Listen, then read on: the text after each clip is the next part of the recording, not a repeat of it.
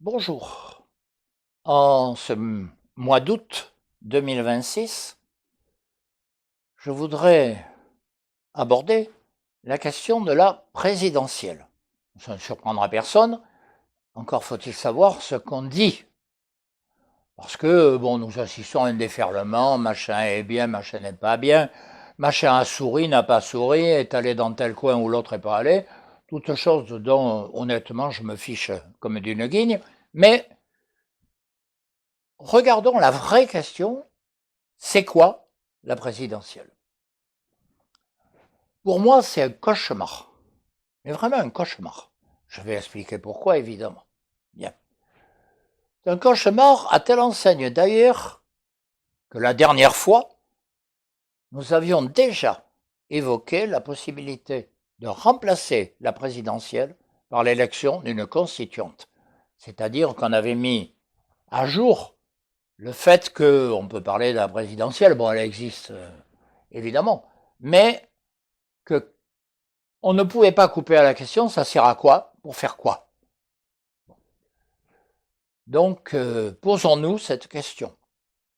On élit un président de la République qui, paraît-il, a un programme. En général, il ne le respecte pas, donc je passe rapidement là-dessus. Mais il ne le respecte pas, entre autres, parce qu'il ne peut pas le respecter. Parce que du fait de la mondialisation, du fait des contraintes de l'Union européenne, l'essentiel des choix échappe à la France et donc au président de la République.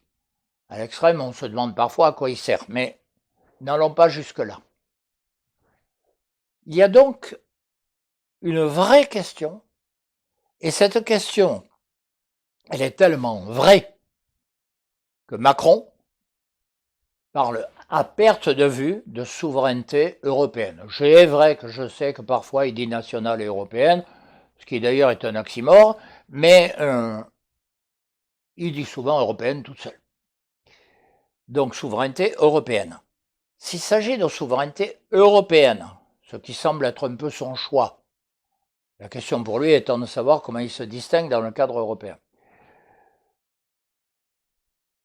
Si c'est son choix, qu'il ait le courage de dire qu'il veut supprimer l'article 3 de la Constitution nationale. La souveraineté nationale appartient au peuple. Et qu'il ait le courage parce que quand même la question se pose depuis un certain nombre d'années, en particulier depuis le traité de Lisbonne qui a été un coup d'État contre la volonté des Français exprimée le 29 mai 2005. Donc déjà, il y a là un biais. Alors malgré ce biais, revenons à l'élection elle-même. D'abord, la sélection des candidats. Alors, je passe sur la question des signatures et tout le cérémonial qu'il y a autour, les moyens qu'on met en œuvre, la manière dont on convainc ou pas d'ailleurs les élus locaux d'être pour tel ou tel candidat. Bon, laissons ça de côté, ça sera un autre sujet. Mais posons-nous la question de savoir qui, in fine, a le droit d'être dans les éligibles, qui sélectionnent ceux qui auront droit à participer au jeu. Et en particulier, depuis un certain nombre d'années, nous nous posons la question, c'est quoi ces sondages qui influent sur le choix des candidats? Qui fait les sondages? Pourquoi? Au nom de quoi sélectionne-t-il Dupont plutôt que Durand? À telle enseigne que nous avions évoqué la possibilité d'interdire les sondages politiques, parce qu'ils introduisent un biais dans la démocratie. Enfin, nous arrivons à l'étape finale. Il y a des candidats sélectionnés, comme on l'a dit, dans le cadre d'un jeu qui de toute évidence pose ce problème, qui va être élu. Alors j'ai sélectionné, c'est vrai, parce qu'il m'a paru le plus caricatural, François Bayrou, qui nous a déclaré, non pas parce qu'il est candidat, mais parce qu'il a fait des déclarations assez étonnantes. Il a déclaré qu'il fallait, dans les candidats dits du centre, c'est-à-dire ceux qui éliminent ce qu'il appelle les extrêmes, c'est-à-dire en gros le RN et LFI, si j'ai bien compris. Il faut sélectionner parmi ceux-là en faisant une primaire entre eux, pour qu'il n'y ait pas de divergence entre eux qui arriverait à un second tour entre RN et LFI. Alors c'est extraordinaire cette proposition, parce que soit dit en passant, ce genre de rassemblement, on a vu ce que ça donne aux dernières législatives. Hein. Mais qu'est-ce que ça veut dire? Ça veut dire qu'il ne se pose aucune question sur les causes de la montée des extrêmes.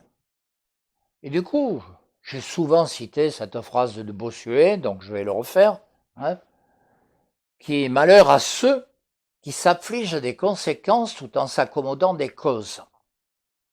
Bayrou, en disant cela, il dit « Oh là là, quelle horreur, les extrêmes !» Mais les causes, pourquoi sont-ils là, les extrêmes? Qu'est-ce qui fait que les citoyens français en ont marre? Parce que c'est quand même bien des électeurs, RN et LFI. Bon.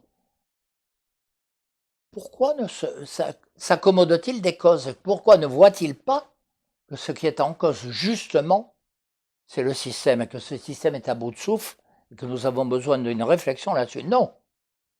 Il cherche à créer un candidat qui évite de se poser la question.